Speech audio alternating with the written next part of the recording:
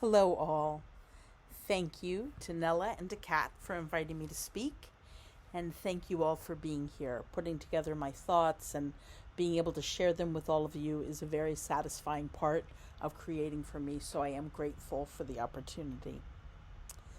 As an introduction to my work, I want to start by sharing with you from a book I made, a monograph of a show I had last September at the Copley Society in Boston. The show was called Embodied. I'm going to share some of the images and the statement for the show that appear in the book. In a world of speedy conclusions and conflicting certainties, art makes space for the unresolved, for uncertainty and not knowing. From that space, a tenderness and openness can emerge. The paintings in Embodied explore the vulnerability and universality of inhabiting a human body in our social world. Our bodies are exquisitely imperfect conduits to pleasure, pain, and connection. Our breath tells us that we are alive, even as our limitations remind us of our mortality. Collectively, we as human beings all share the singular experience of living in this human vessel, the body. Yet our bodies are also that which can lead us to feel separate, different. Appearances are used to construct and justify social inequalities. Comparison to others can be a source of personal insecurity. By what standards do we measure our appearance? When we see others, do we relate to the underlying sameness of the human experience or the differences of our socially constructed one? What risks do we take and do we avoid as we ask these questions? Vulnerability can be a superpower. It opens the door to creativity, to authenticity, and when coupled with a willingness to sit with the discomfort, the possibility for deeper connectedness. The book was also an opportunity for me to include some of the thoughts and inspirations that were part of the paintings. And this painting that you see on the left of your screen is called Multiplicity, and it was inspired by ideas I had been reading about. So I started by writing the words that you see on the right onto a wood panel and then painting over them, and then bringing the words back over and over and then painting over it. Words are a part of my experience in the studio, and I really like to make that visible. When Kat asked me what my talk was going to be about, I decided I wanted to use it to think out loud about a tension I struggle with in the studio between having an intention for a painting, something I want to communicate, and then the freedom of just pure play and expressiveness that I love so much in the studio.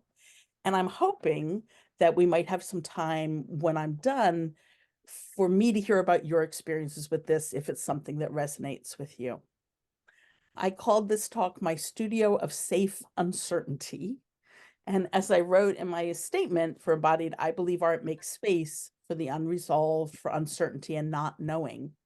And that space opens up possibilities that aren't available in words alone or in things that we typically think of as communication. Art can be a language that's beyond words. So I like to start my studio practice without any intention for the work, sometimes just as a warm up, but often it's how I start any painting. And what's important for me is to make space in the studio for that free expressiveness that I find in just mark making, scribbling. By that, I mean working with gestures, working intuitively, working impulsively, working without intention in the sense of making a painting that's going to look a certain way. I use it as a way to feel into the moment, to be fully present, and to play. In The Origin of the Work of Art by philosopher Martin Heidegger, he asks, what is the being of a work of art, distinct from its use? What is being when separated from a purpose or end goal? When I'm working in the studio, three beings come together. There's the human animal that I am, thinking and feeling in the moment of painting. There's the what I'm observing in the world as I work, including observing the work itself as it unfolds. And there's the surface pushing back, the materials having a say, and the specific marks as they come together, forming their own world. I think of it as a collaboration, myself, the painting, and the materials. Rather than forcing a specific point or message, I want to be open to the process of making. So for me to be fully alive in the process of painting, I need to center curiosity over the kind of knowing that comes from a certainty and a plan in that sense. I'm sure you've had people ask you, what does your painting mean? And I often find this a frustrating question because I'm being asked to reduce my painting to a message, right? And to words. And what I hope for my paintings is that they're an experience for myself in the making of them and for those who see them as they engage with them. If I provide a specific meaning, I've shaped the viewer's experience, I've narrowed it. And I realize this isn't always a bad thing, right? There's much contemporary work that is enriched by understanding some of what the artist was intending. Still, when a meaning is provided, a specific translation into words, it narrows what someone else will experience when they encounter the work. They're going to interpret what they see through a specific lens of ideas rather than with an openness of the senses and hopefully with a more free roaming sort of curiosity. I think this comes up partly because as a society, we're made uneasy when we don't know the answers. Curiosity is usually presented in the context of a problem to solve. Like, I love mystery shows to watching on TV, and I know there's an answer, and the fun is figuring it out. So curiosity in cases where there is no specific goal or, there's no specific answer can be unsettling. And in some contexts, it can be kind of scary. In my studio, the uncertainty about painting can feel anxiety producing, particularly if I'm feeling like my value as an artist rides on making work that's really good or meaningful in other people's eyes. I can start to relate to my painting like it's a mystery show with one answer and I just need to figure it out. And yet the creative process is at its best when I can let go of trying to make it good or of looking for a right answer. When I can instead pay attention to ideas and impulses that intermingle, that maybe contradict, that may or may not fit together. When I can let my attention wander to what pulls it and make room for things that I can only see out of the corner of my eyes. So as I paint or draw, I try to allow myself to be in relationship with the painting, to ask it questions, to explore. And when I do that, something can emerge that's beyond my intention, right? Beyond my current knowledge or skill or thought patterns. I have a practice that helps me get centered when I start my time in the studio. I read this home mantra thing that I wrote for myself, and it begins with these two lines. Hello, fear, I love you, you belong. Hello, uncertainty, I love you, you belong. And later I invite myself to step into a dance with not knowing and with all that is and could be, if I could only imagine it and then make it so with my hand. I could make it so with a line, a mark, a word, a breath. I could make it so with color, a torn paper. I could suggest it. I need not state it. I could ask it. I need not know it. Actively making space for this tender part of me that wants to play is important to me. And I confess it's sort of, I wasn't even sure if I wanted to share that. It sort of feels very vulnerable to do, but here it is. I find it takes a conscious effort for me to set aside a more critical problem-solving mindset enough to open that curious kind of attention that I think really matters. So one way into the space is for me to specifically tell myself to put aside thoughts of finishing a painting. So I'm going to share a sequence, like a progression of a work where I decided I would just keep making marks and not worrying ever about shaping it into anything finished. It's going to be a perpetual work in progress, a playground. So I'm going to stick with the impulsive, the playful, and let marks create layers. So as you can see, just throwing paint around, throwing marks around. I was into cuneiform at the time, and I started writing some of that on there. That showed up. A figure appeared. And then the figure went away. So, this is where it is now. And now we get to the place where frustration can arise for me. I look at this and it doesn't really feel like a finished painting to me. And again, I decided that's okay for this one. It's going to stay that way. But if I did want to finish it, what does it need to be done? Does it need to say something for me to feel satisfied with it? And if so, how do I introduce some of these more specific ideas without shutting down that sort of looseness that I love? Or even more basically, if I look and I don't like it, what do I use to guide my decisions of what to do next? It requires another part of my brain, one that has more of an overall view and some kind of critical eye. So, what is my point of reference to find my way to the next move? Do I look at formal questions like, oh, does it have a balanced colors? Is it visually pleasing? Or maybe I think about an intention, an overall idea of what I'm hoping the painting to convey. As part of thinking about what we might or might not want our art to convey, I want to sort of step back and talk more generally about this, about painting as a way to communicate intentions or ideas. And I'm going to show you some other artists. Recording in progress. So, thinking about art as a means of communication, one example that obviously comes to mind is Barbara Kruger, right? In her work, the idea is explicit, it's central, and the imagery is built to deliver the idea, right? Another artist for whom concept is central is Doris Salcedo, an artist who I admire tremendously. And I'm going to read a little description of this work from a 2019 New York MoMA publication. This sculpture is one in a series by Salcedo that commemorates individual victims of the protracted violence and civil war in her native Colombia. Salcedo spent weeks with the families and loved ones of the deceased, immersing herself in the details of their lives. Based on these experiences, she created sculptures from domestic furniture and clothing once touched by the warmth of daily use. Their suffering becomes mine, the artist has said.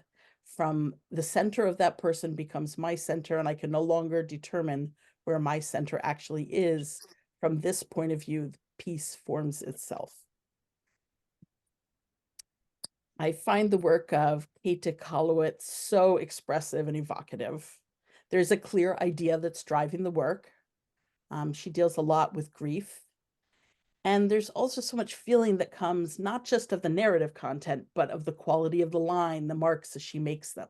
It's content and feeling both immediately visible. With Jackson Pollock, you can sort of see the movement of his body making the painting. That's what's most visible. Abstract expressionism in general reveled in this idea of painting as its own expression, without need of explanation in words and without a need of recognizable figures. I definitely grew up inspired by the abstract expressionists. I loved the idea that the texture of paint, the color, the marks are enough in and of themselves, and I still feel this way. And yet lately in my studio practice, I find myself wanting to think about how to let my work express things that I'm feeling and thinking about in a way viewers might recognize more directly. I'm seeking a place in my art where I can celebrate both pure expressiveness, but also communicate some more specific and recognizable content. In the work, in my series Embodied, I had a conceptual intention, right, to explore the body, to feelings from within the body and feelings about the body driven by a more external view. I still largely started paintings from a place of intuition and play without trying to make everything line up with that intention. I held this idea about the body in a loose kind of way. I had some iconography I used as collage material, images of the bodies as you see, skeletons, the insides of bodies, old advertisements for corsets. You know, I sort of collected things that felt expressive of the themes I was interested in. I was poking around at the bookstore at MFA one day and I came across a book which led me to an obsession with these ancient figures. This is 6,000 years old, and I ended up starting to draw the figures. They show up in my paintings. This is another one, also 6,000 years old, and also shows up in paintings. So in the last two paintings I showed you, I felt like I was able to bring together an abstract, non-representational background with figures in a way that was satisfying to me. I found myself wanting to expand on that, and I started experimenting with what I'm calling journal page paintings. And my idea is not to have a concept for the painting beyond whatever's on my mind as I work on it, like I would if I was writing in a journal. So to just stay with what my interests are and try to include them all, writing words about what I'm thinking about, including imagery that speaks to me in the moment, whether or not it necessarily relates to other content in the painting. So basically, to not have an intention that's external to me in that moment, but to try and just let it all show up, whatever's present for me. The danger, of course, is that it kind of collapses into chaos. And I'm going to share with you a piece that did just that. I've been working on it over a long period of time. And while there's aspects of it I like, it never came together. It is, at least at this point, a failed journal page painting. But I'm going to show you kind of the wrangling with it, because I just think the process is actually quite interesting. So here's, I started just with it was a big panel. It was like, I don't know, 4 feet by 3 feet, something like that. I just started collaging, mark making, throwing paint around. There's a lot of versions, so I'm going to go through it pretty quickly. Um, you know, this always happens. There's points where I'm like, oh, why did that was better about 15 versions ago, but here it just starts totally falling apart. It's too top heavy, so I change it up entirely and go down there. And then I'm like, what's with these mountains I made on the bottom? I don't know. And then maybe I'll try a little cave. I've been interested in caves. It's just a constant frustration. So I end up painting over a lot of it, more mark making on top. There's this figure that you see on the lower right here. It's called the Sleeping Lady of Malta. It's another ancient sculpture that I was drawing from. And I wanted to bring her in. And then I ran into the problem of she's sort of this three-dimensional person, right? She casts a shadow probably. She has a sense of weight. There's a bottom, but the painting doesn't really have a representational space. It's relatively flat. There's no real sense of where the ground is. If you were to walk around in there, it just wouldn't really work. And it's not always a problem, but with this figure who had a sense of gravity, I just really struggled to make it come together. So I'm like, okay, well, maybe she's on something. Maybe she's not. I fought with it, and then I just made her go away. It wasn't working. So what I'll say about the points of frustration with this painting is that when I got stuck, my habit was to fall back on this idea of whether or not it was working formally. Like, do the colors work? Do the shapes work? Does the composition work? And while I stayed playful with it, I really lost track of any intention I had for the painting. And I wasn't able to stay engaged with the content. Like, I just didn't keep enough of a connection to the painting for it to really work for me. I was constantly frustrated with it. Here's a different case. This is one I had a strong feeling I was angry and I wanted to just throw paint around and make big marks. And it came together really quickly. I found the process of making it really satisfying. I was sort of channeling the abstract expressionist and just marks and paint. I hung it up at home, but the longer I sat with it, the less I liked it. I'd enjoyed making it, but looking at it wasn't satisfying to me in the way that making it had. So I decided to do some more work on it. And in this case, I added one of the ancient figures I love, and now it does feel good to me. It has this presence that had been lacking. So to bring this all back around to the question I started with, how does one balance intention with the more expressive gestural work in the studio? And I guess for me, I'm also asking in my own practice, how do I combine non-representational space and figures that and figures that exist in real space? How do I combine those two things? So the two questions aren't exactly the same, but for me, they do overlap. And they're not questions that I've resolved in my own practice. I suspect it's because it's not really the kind of question that has a simple single answer. It comes back to the importance of stepping into uncertainty, to making room for not knowing and being willing to play with the tensions that arise, to centering artistic practice in experimentation, something this group knows well. What I find helpful in navigating this is to have questions to ask myself. I mentioned that for me, when I get stuck, my habit's to turn to formal questions, color, compositional balance, how the eye moves around.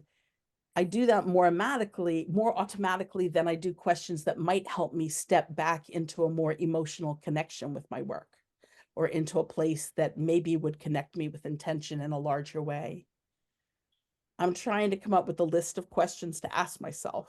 I'm trying to bring in a practice of just looking at a painting without making changes, without trying to decide what's wrong with it, at least to do that for a bit longer. I'm very impulse driven, and patience is something I need to remind myself to bring in.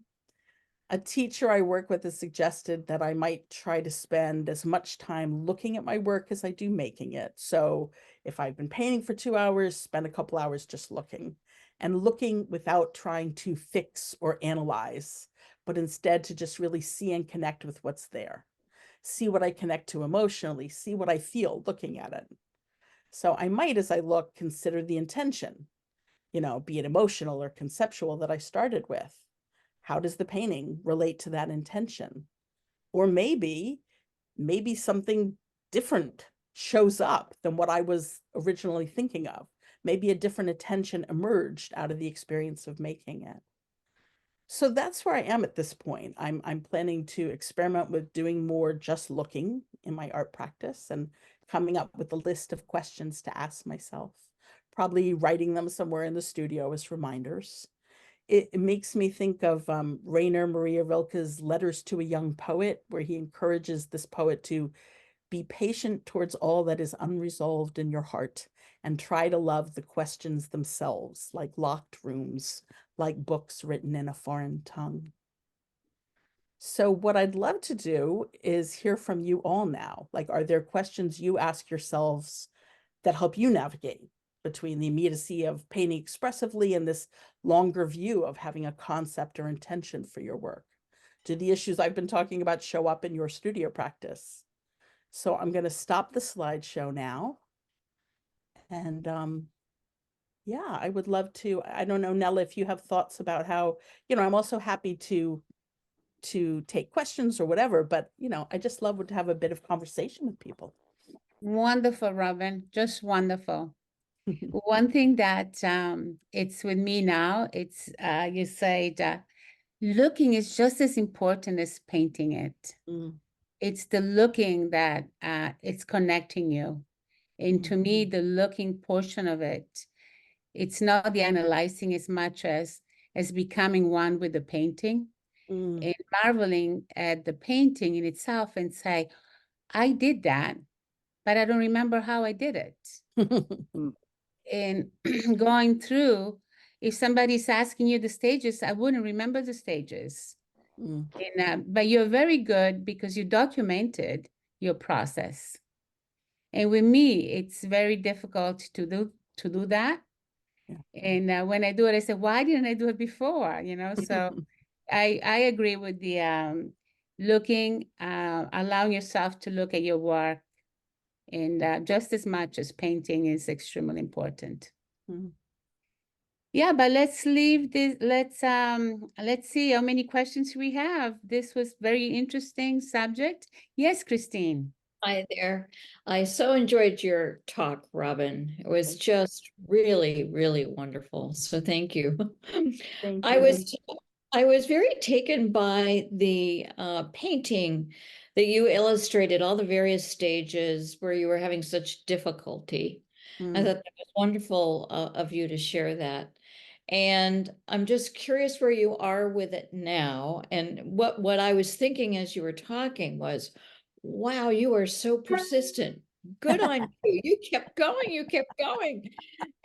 And because you attacked it from so many different directions, I'm curious about what your thought process was, what kept you pursuing this piece the way mm. you did. I thought it was a very compelling illustration of your will. Thank you. Well, I stay curious. I mean, it really, I am more interested in the process of painting than I am in finishing paintings. So how do I feel about it right now? You saw how it is. It annoys me.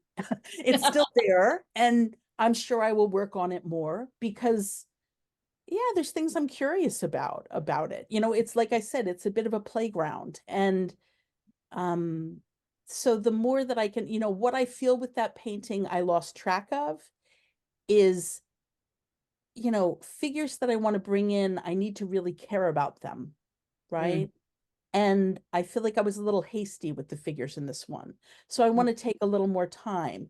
The problem that I'm having, you know, or the challenge that I'm having of how do I work with a sort of a figure that I want to have volume with, right? And a sense of space, and I want it to have a sense of realness. But then I also want to be making something that looks like a graffitied wall. How do you put those together? So, you know, the persistence is, I don't know, is that I don't really care how it comes out. I think that helps a lot. You Yeah. know, and I should be clear, this is, you know, a very long time. Like it's been at least a couple of years that I've been working on this painting, and there are long periods of time where I do not work on it because, you know, it has to go sit in the corner and work itself out, you know, like straighten up and fly right. And then, you know, I have to go back to it. But yeah. Yeah. Thank you. Thank you. That was great. Thank you. Mhm. I have a question and a comment. First, I just want to thank you, Robin. I thought your presentation was so interesting to listen to, but your mind, your organization was so attuned to us digesting information, if you will, and then coming back and summarizing it and coming back to those bigger questions that you have. So I just appreciate it. It felt for me as a thinker of what your work was. What else? I wanted to say that your question is something that I am grappling with as well. So just very relatable. And then the last thought I had was, I was in the business of education, arts education, and something that we used to do a lot of, because I can see and hear you're very reflective and you're very comfortable in being vulnerable. You know, you offered us pieces and ideas that didn't have answers yet for you, and you're comfortable in that figuring out. Have you heard about using, I was thinking if you had a group of friends, even as a small group, like 4, 5 people, to run a protocol around one of your paintings, since it might help. There's a certain way. There's one called See, Think, Wonder, and you ask a question. You ask questions around it, and I can send you the link to these kinds of protocols. I'd It's love that. not so much for people to have an opinion. It's not about an opinion of your work. Yeah. It's really about you having an opportunity to hear other perspectives Yeah. of what they see. Yeah. Well, And it makes them think about. yeah. Well, you know, it's so interesting. Go ahead. I really appreciate those thoughts because I think part of what made me excited to give a talk and part of what I hope for is I love these kind of conversations. You know, giving the show at the Copley Society was really exciting, right? It felt really good to do, but it's really different to have the experience is different than these sort of conversations. And these sort of conversations are what feed me more. Like, you know, people came and they wanted to tell me, oh, it looks good. Your work is good. And of course, I've got an ego. That felt nice. You know, that was awesome. But it also wasn't as satisfying as what do you see? What experience are you having looking at my work? That's what I'm curious about. You know, I like those sort of connections. And so a talk like this felt like an opportunity for those sort of connections. Like as I've said, I love the process in art.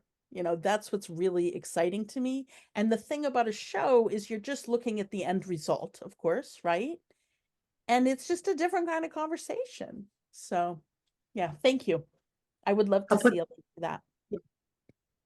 Robin, I should also mention that, you know, Robin's too humble, but she was Oh. also featured on the cover of Art Oh, Scope. right. But so just, if you don't take my word for it, Aw. I'm so proud of you, and you should be proud too. So Thank you, Kat. it's in the book, but I love your mantra that you start with, and you shared that with me a while ago, and you got me going on my own mantra when I go into the studio every day. So thank you for that. Great. And Yeah. the cuneiform, which you got me hooked on. Now you're not incorporating that anymore? I still am, but there's a show in New York, right? She Who Writes, about Enheduanna, who was the first named author in history. Yeah. And she wrote in cuneiform, and there were these wonderful figures. And as I've said, I love these little figures. And so I got obsessed. She wrote, in that, but you've started being into it too, Kat? The Yeah, cuneiform? now you abandoned it and you got me hooked. Fun. Thank you for that. I have some ideas though on merging what you're talking about, the realism and the non-represent and the non-objective. When we meet in person, maybe we can. I'd love that. Yeah. Yeah. And let me know what you think of, because I'm struggling with that same thing. Yeah. I just want to say hi, Robin. Thank you so Hello. much. It's awesome. And I could just so totally relate to everything you talked about, as far as the whole process, and the the issue about, between intention and play. I mean, I mean, yeah, it's like, for me, it's like either or, it's like either I'm representing something or I'm playing, Yeah. and but the idea of, and then I've just occasionally started doing some of these things where I've tried to mix a little bit of intention in and a little bit of figures, but they're just like photographic figures. But yeah, you're jumping into that realm. Yeah, would be interesting. And and like what you were talking about, like, when people want you to describe, what the work means or whatever, and it's like, yeah, it's I mean, it's a painting, it's, so, but it's hard to describe something in words. I mean, it's a visual, it's something that's visual, so it's something that can't be expressed in words. But I do also like integrating words and letters and stuff. So what was the cuneiform thing, the exhibit you were mentioning? Cuneiform is one of the earliest written languages. So you said there was some exhibit or something? It's no longer there, but there was exhibit at the Morgan Library in New York about Enheduanna, about a woman, earliest woman poet. And yeah, there was just a lot in that. So if you look up She Who Writes. She Who Writes? Yeah, I think that's what it was. Or She Who Wrote, maybe. I can't remember. I'll try and find a link and put it in the chat before the end of the evening. I mean, the other thing is, like, when you showed the different levels, I've done that too. And it's like, yeah, it's like, oh my God, I think it was better before, I mean, and I take pictures too at each, and it's like, oh shit, sometimes like the first thing I did was actually the best thing. I mean, I have to admit. So, I mean, sometimes I'm thinking, maybe I should start more than one painting, like, I mean, I don't know. But yeah, you pretty much touched on every single issue, and then the issue of the formality and the composition, which sometimes it's like almost like a restraint, that it's like we feel like we need to deal with, and maybe we don't. I mean, I don't know. Is it something that, we're just trained to? Well, I think it's a shuttling back and forth, to be honest, right? I mean, that's valuable too. Yeah. I think what I I mean, noticed. I do enjoy a Yeah. nice composition. The one other thing I'd say in response to what you brought up is the sweet spot for me is when I've been maybe working at, say, like I wanted to do something of kind of a mother holding a child. And so I looked up a lot of examples and I sketched them, and it was sort of a much more technical thing. And I was like, how does that work? And I'd been doing that for a while. And then I put it all away and I wasn't looking at any source materials. And I sort of just did an expressive work with that in mind. Yeah. And that was the sweet spot. Like, it was still playful, it was still Right. expressive, but I had enough of those images in my head to draw on Right. that it worked, So that's one of the clues for me, I'd say. Yeah. But then also one more thing, and I'll shut up. The idea of getting a list of questions. Yeah. Perfect. If we could come up with that list of Yeah. questions to ask ourselves, like when I'm looking at a work that I'm working on, a list of questions that are not fixing or analyzing, I would appreciate that list. Yeah. Thank you, Emmy. Thank Thank you. you so much. Robin, I have a question. First of all, Hi, I- Karen. I love your work. Your presentation is so immediate and exciting, and your curiosity just comes through. Your paintings, your work just are so alive. And thank you for doing this. Really appreciate it. And I have a question about your studio practice. Do you have a regular studio practice? I know you are there a lot. Do you have certain times you go in every day, or how do you manage to structure or not the time you're in the studio? Well, I'm laughing a bit because there's the answer to that is my ideal world that is only a fantasy. And then there's what I actually do, and they do not match. So in my ideal world, yes, I do. I have specific times that I go into the studio. I still work as a software engineer. So, my time's kind of limited. So, I try and go to the studio Wednesday, Friday, Saturday. And then at one point in my ideal world, I would spend a little time in my home, just, sketching in the morning for, say, half an hour. And so those are the ideals, and that's not what happens. But I think there's a way in which it's kind of like this idea of concept versus play. I need to hold on to that as the concept, that is the structure, that is the intention. And then the weeks play out as the week plays out. And as best I can not beat myself up for the fact that I haven't pulled off my intention, the better, because it doesn't really help. I've definitely learned, for me, that I'm more of a wave pattern. Like, I'm not a steady show up every day. I admire that tremendously. I want to be that, but I'm not that. So it's sort of that balance between, do you just do what you feel like and then you do nothing? Or do you push yourself a little to have a structure, and then how do you hold that loosely enough that you're not bludgeoning yourself with your structure that, you're not meeting? So is that a vague enough answer to your question? It's the best I It's can do. lovely and vague. Thank you. Robin, you say something so important because you identify yourself with what you are.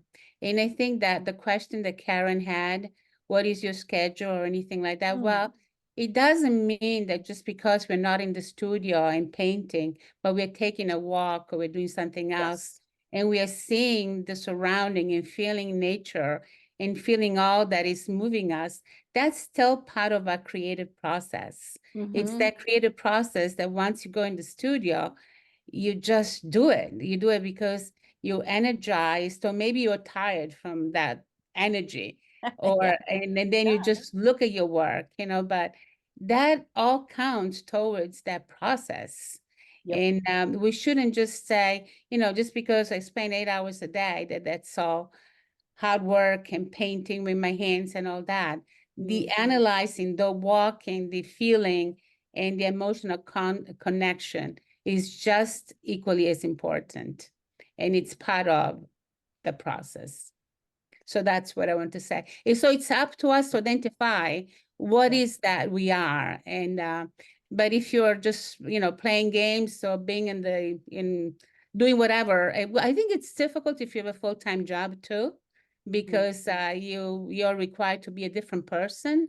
Yeah. But Steve, being an engineer, he said it's in engineering, he put art in it and it worked. And in his art, he put some of his engineering. Yeah, I think So- that's true. Yeah. So that's something that, again, you identify yourself. But anyway.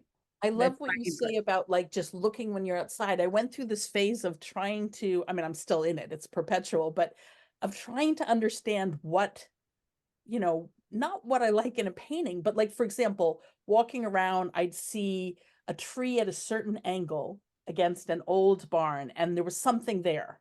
And so I'd take a picture of that, because it's not that I want to do a representational painting of the tree in the barn, but there's something about those angles. There's something about the light and dark, right? I mean, it's, if I can think about, well, why do I like that? But then I look at this tree over there and I'm like, meh, that's a nice tree, So that is so true, right? Really always having that artist's eye Yeah. looking around. It's very true. What other questions do we have? I'm very intrigued by the question that is about putting this mix of representational subject matter in abstract spaces. I'm really struggling with that now too, and grateful, Robin, for the conversation, especially about that and about the intersection of intention and letting a painting come into being. Two big challenge. Well, I was like, I thought you were gonna dig into that. I thought you were gonna go there, and I right? was like, okay, I'm gonna take some notes. So I'm very curious if there's one thing that I came, like, as you're talking about it, I thought, I haven't even researched or gone into a museum with the intention of like looking for paintings that are successful in that. So I think that's going to be my next endeavor, but I'm curious if anybody has recommendations of artists that do that often or successfully. And I was like, well, I should probably just look at Picasso again. But that all resonated with me, and I'm grateful you brought it up, and it is a huge challenge. So if anybody has insight, I'm going to take notes. Yeah, me too. I love Sheba Shero. I don't know if she perfectly does it, but she really does this, her spaces are not clearly spaces, but the figures work. If I think of more, I'll Thank you but very much. I think that is exactly the task. Look around on the internet, look around in museums. Who's doing that, right? Who did it in a way that worked? And do you have any paintings where it worked? Like I have probably 2 paintings where I'm like, wow, I don't know how that happened, but I like it. It works. And I'm not sure why. So it makes sense if I just look at that a little bit more too. That's Yeah. fine. Maybe we can do a little sub, because I could, show you what I've discovered, but it's visual. It's hard to explain. So maybe we could have like a little, anyone that wants to do a little Zoom, and we can share ideas that way. But I think a lot of it has to do with the space, bringing it forward and back, and that's helping, the 2 different styles emerge. I like am fighting with horizon lines that just accidentally show up and stuff like that. Yes, exactly. Yeah. I'd love that. And I like what you said about the, we're always taking in the art. Like normally when I take a weekend off from not painting, I suck on Monday. I can paint all day Monday and it's just crap. But then Tuesday is payback, it's kick-ass day. But I took 5 days off, had COVID last week, but I was the family, I didn't have to cook or clean. And the family just wanted me isolated in one room. So I just dug into art, and that was my studio practice in bed. And then I found just doing 2 hours a day, even if you can't even go in, if I take a time off, I'm really bad when I go back, but just taking even a half hour to actually do something with your hands. And I've been really productive this last 5 days, just going in for 2 hours, whatever energy I have. So that's what works for me. I think I think it's about figuring out what works for you.